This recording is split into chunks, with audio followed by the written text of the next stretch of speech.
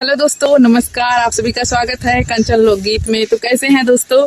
आशा करती हूँ कि आप लोग अच्छे होंगे, स्वस्थ होंगे, मस्त होंगे। और आज मैं फिर से लेकर आ गई हूँ एक छोटा सा नाच गीत। तो कैसा लगेगा आप लोग जरूर कमेंट में बताना।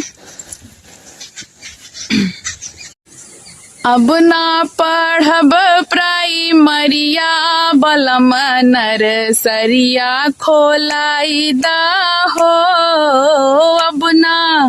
अब ना पढ़ब प्राइमरिया बलम नर्सरिया खोलाई दा हो।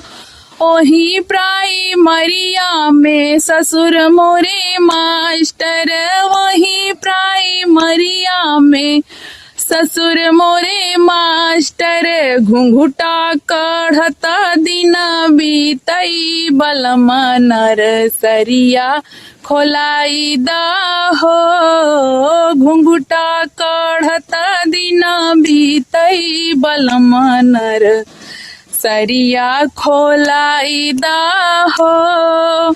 अब ना पढ़ब प्राइमरिया बलम नर्सरिया खोलाई दा हो। ओही प्राइमरिया में जेठ मोरे मास्टर, ओही प्राइमरिया में जेठ मोरे मास्टर। अरे रहिया बेरावत दिन बीतई बलम नर्सरिया खोलाई दा हो।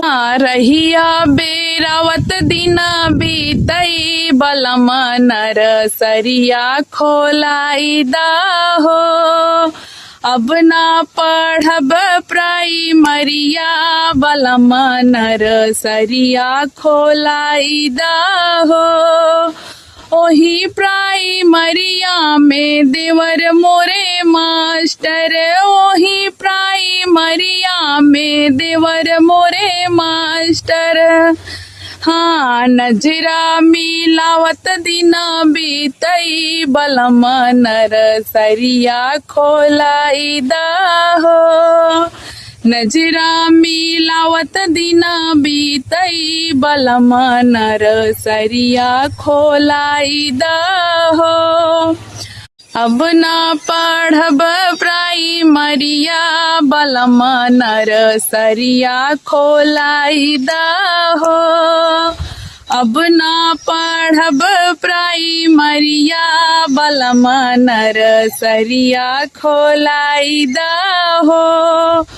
ओही प्राइमरिया में सैया मोरे मास्टर, ओही प्राइमरिया में सैया मोरे मास्टर। से जिया सुतावत दिन बीतई बलम नर्सरिया खोलाई दा हो।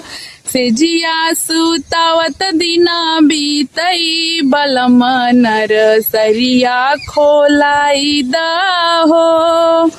अब ना पढ़ब प्राइमरिया बलम नर्सरिया खोलाई दा हो। अब ना पढ़ब प्राइमरिया बलम नर्सरिया खोलाई दा हो।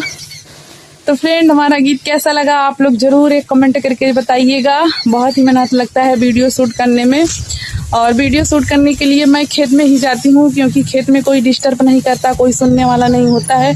और घर में गाओ तो सभी लोग कान लगा के सुनते हैं, बहुत ही बुरा लगता है। और दोस्तों, फिर मिलते हैं दूसरे वीडियो में दूसरे गीत के साथ। तब तक आप लोग हमारे चैनल पे ऐसे बने रहिए। और अभी तक जो हमारे चैनल को सब्सक्राइब नहीं किया है, चैनल को सब्सक्राइब कर लीजिए। और फेसबुक पे अगर देख रहे हैं तो फॉलो कर लीजिए। ज़्यादा से ज़्यादा आप लोग सपोर्ट करिए। Bye by.